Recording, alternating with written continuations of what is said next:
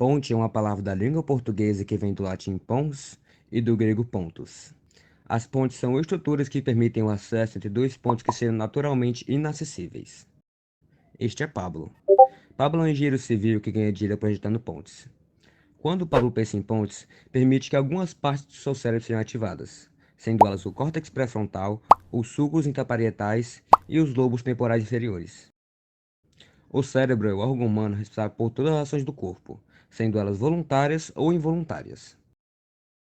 O ato de pensar em cavalos marinhos assassinos voadores é voluntário. O ato de respirar, não. Este é o João. João é o estudante de filosofia. Quando o cérebro do João voluntariamente pensa em cavalos marinhos assassinos voadores, utiliza principalmente de uma parte, o hipocampo. O hipocampo, junto do córtex pré-frontal, são as partes responsáveis pelas emoções, o pensamento criativo e a formação de novas memórias. Hipocampo também é o nome de uma criatura mitológica grega, que muito se assemelha a um cavalo marinho. Os gregos são conhecidos por muitas coisas, suas conquistas, sua engenharia, suas guerras, seus mitos, mas principalmente por sua filosofia. A filosofia grega se divide em três principais períodos: o período pré-socrático, o período socrático e o período helenístico. É curioso observar que eles se separam entre antes e depois de Sócrates. No período pré-socrático, os filósofos começaram a tentar entender o mundo de uma maneira racional, buscavam entender sua realidade por meio da própria natureza.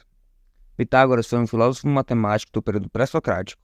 O mesmo é conhecido pelo Teorema de Pitágoras, e por ter juntado todos os conhecimentos filosóficos, matemáticos e astronômicos para criar uma seita.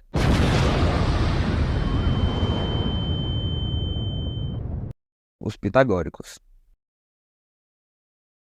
Sócrates, filósofo do período socrático, por sua vez não criou uma seita, mas conquistou diversos discípulos e influenciou toda a filosofia que viria após ele.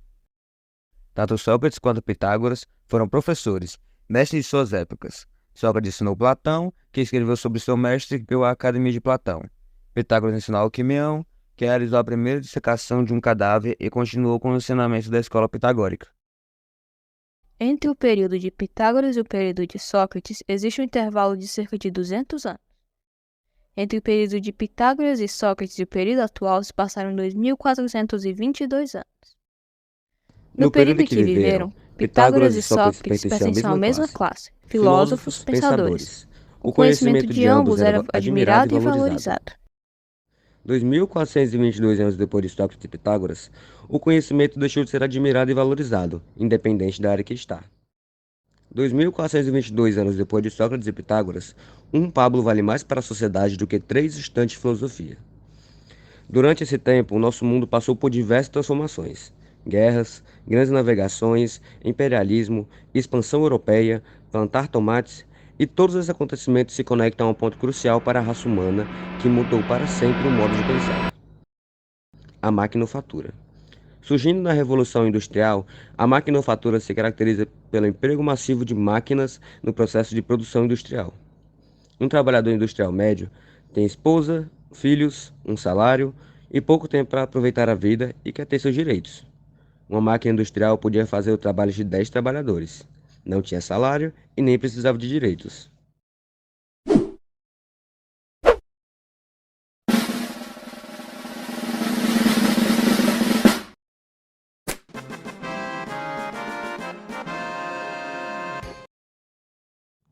O trabalhador médio, no contexto da Revolução Industrial, também não tinha capacidade de gerir as máquinas que ficavam cada vez mais complexas.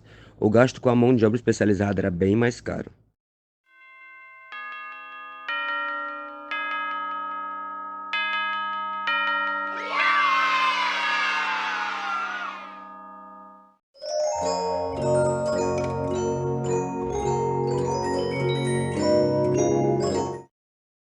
Em decorrência de fábricas, trabalhadores médios, máquinas complexas e gastos cada vez mais altos, surge a ideia de que a educação deveria ser um direito para todos. Educação que na época de Sócrates e Pitágoras, tal como pelos 2.222 anos que viriam a seguir, era restrita a pequenos grupos privilegiados, onde um mestre ensinava seu aprendiz. Com a Revolução Industrial e a necessidade de trabalhadores cada vez mais capacitados, surge o método de ensino industrial, onde um mestre dava aula para dezenas de alunos de forma padronizada. A mecânica de ensino, que é usada até hoje, não surgiu com o objetivo de criar cidadãos, mas sim com o intuito de formar trabalhadores. Em 1906, no Brasil, o presidente Nilo Peçanha decretou a criação da Escola de Aprendizes e Artífices.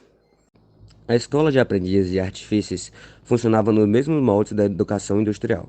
102 anos e muitos nomes depois, o presidente Lula decretou a expansão da Rede Federal de Educação Tecnológica. Em 2011 foi entregue o IFCE Campus Caucaia. O IFCE Campus Caucaia é um dos muitos institutos federais do Brasil.